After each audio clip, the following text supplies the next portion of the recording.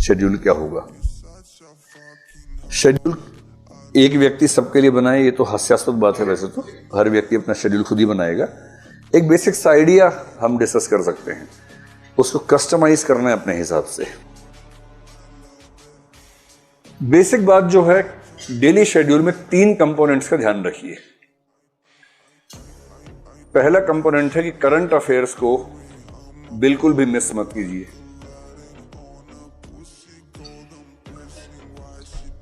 और मेरा ख्याल है करंट अफेयर्स के लिए आप दिन में करीब 1.5 से 2 घंटे का समय रखिए। इसमें मैगजीन भी कवर हो जाएगी, वेबसाइट भी कवर हो जाएगी। मैगजीन में करंट अफेयर्स के 60 तो पेज होते हैं महीने भर में, और 60 पेज पढ़ने के लिए अगर आप ठीक स्पीड से पढ़ते हैं, मेरे ख्याल से 2 घंटे में 6 पेज तो ही जाते होंगे आराम से। मतलब आराम से पढ़ने की बात अगर करें तो 10 दिन में खत्म हो जाएगी मैगजीन। 2 घंटे में कितने खत्म होते हैं पेज आपके? 6 नहीं हो पाते। 6 तो बहुत कम बोल रहा हूँ मैं, आराम से बता रहा हूँ। 6 तो कुछ बात ही नहीं, उसमें तो ज़्यादा ही पढ़ते होंगे। मैं तो बहुत अच्छे से अंडरलाइन करके साथ में नोट्स लिखते हुए उसकी बात कर रहा हूँ कि 6 पेज कर लेते होंगे आप। कुछ लोग 8 भी करते होंगे, 10 भी करते होंगे, कुछ तो 60 भी कर लेते होंगे। बस उनसे कुछ पूछिए मत बाद में क्या क्या पढ़ा है, तो ऐसे तो कर ही लेते होंगे। मैं कह रहा हूँ गहराई से पढ़ने में आपको शायद 2 घंटे में 6-8 पेज कवर होते होंगे, इससे ज़्यादा नहीं होंगे, क्योंकि उसमें फैक्ट्स बहुत ज़्यादा होते हैं ना उन पेजेस में। जिन पृष्ठों पर तथ्य बहुत ज़्यादा होते हैं उन पृष्ठों को पढ़ने की स्पीड स्वाभाविक रूप से कम हो जाती है। वो उपन्यास नहीं कि आप 1 घंटे में 20 पेज पढ़ेंगे। किसी नॉवल को पढ़ते हो अगर आप 1 घंटे में 20-25 पेज पढ़ रहे हैं तो इसका मतलब आप ठीक स्पीड पे हैं।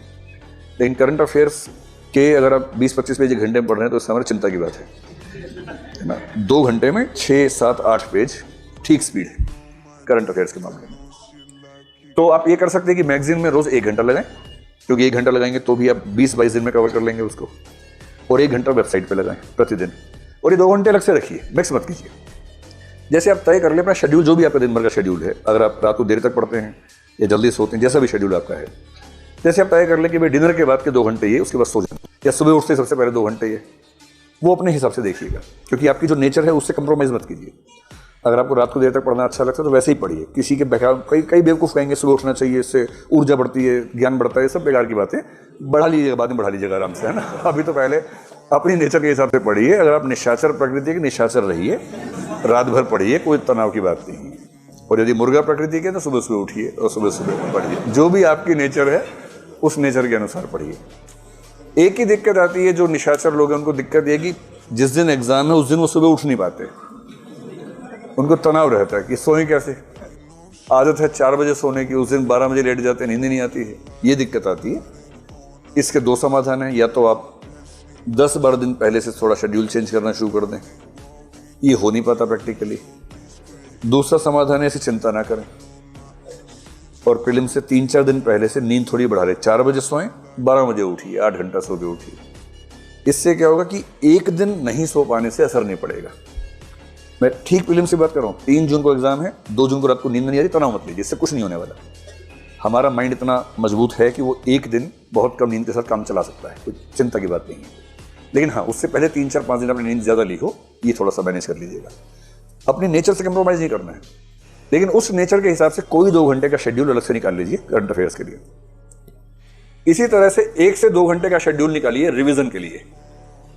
वरना इस पाठ्यक्रम में होता गया कि एक क्रम से आप पढ़ते जाते हैं, उसी क्रम से पीछे गायब होता जाता है, और फिर आप 2 महीने बाद देखते हैं कि सब सफा चट एकदम, कुछ याद नहीं आ रहा। फिर आपको लगता है कि याद तो नहीं आ रहा, वो 2 महीने गए कहाँ मेरे जीवन के, जो 2 महीने मैंने गुजारे थे इसमें, कुछ चले कहाँ गए।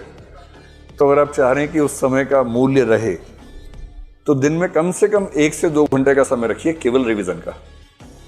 पिछले सप्ताह में जो भी पढ़ा है उसको फिर से तेजी से पढ़ लीजिए। मनोविज्ञान में एक सामान्य बात है कि जिस चीज़ की रिवीजन आपने 3 बार कर ली, वो चीज़ आप आराम से भूल नहीं सकते। और 3 रिवीजन का मतलब है जिस दिन पढ़ा उसी दिन कर लीजिए। एक बार वीकली रिवीजन, एक बार मंथली रिवीजन कर लीजिए।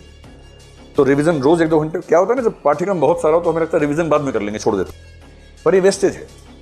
सारा पढ़ते जा रहे हैं, याद एक भी नहीं है। इससे बेहतर है कि 70% पढ़ा और 70% याद भी है।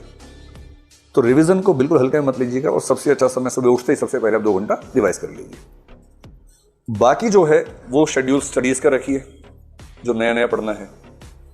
और मेरे ख्याल से अब आप जिस दौर में आ गए हैं, अगर आपकी मान लें कि 3 घंटे की क्लास होती है और 4 घंटे ही हो गए, 7 हो गए, तो आप कम से कम 5 से 6 घंटे और निकालिए स्टडीज़ के लिए। मैं जानता हूं कि जब बच्चे नए नए आते हैं तो हम कहते हैं कि आप 8 घंटा पढ़िए, 8 घंटा सोइए, 8 घंटा घूमिए। 8-8-8 का नियम बताते हैं शुरू में, और नए नए बच्चों के लिए होता है। अब आप बच्चे छोड़ना है, अब आप बड़े हो गए हैं। और मतलब वैसे भी भारत के अलावा दुनिया में किसी देश में ऐसा नहीं होता कि 30 साल के बच्चे अपने घर से पैसे लेके पढ़ रहे हों। तो जब आपको इतनी सुविधाएं मिल रही हैं, आप फुल टाइमर स्टूडेंट्स हैं और कुछ नहीं कर रहे हैं, तो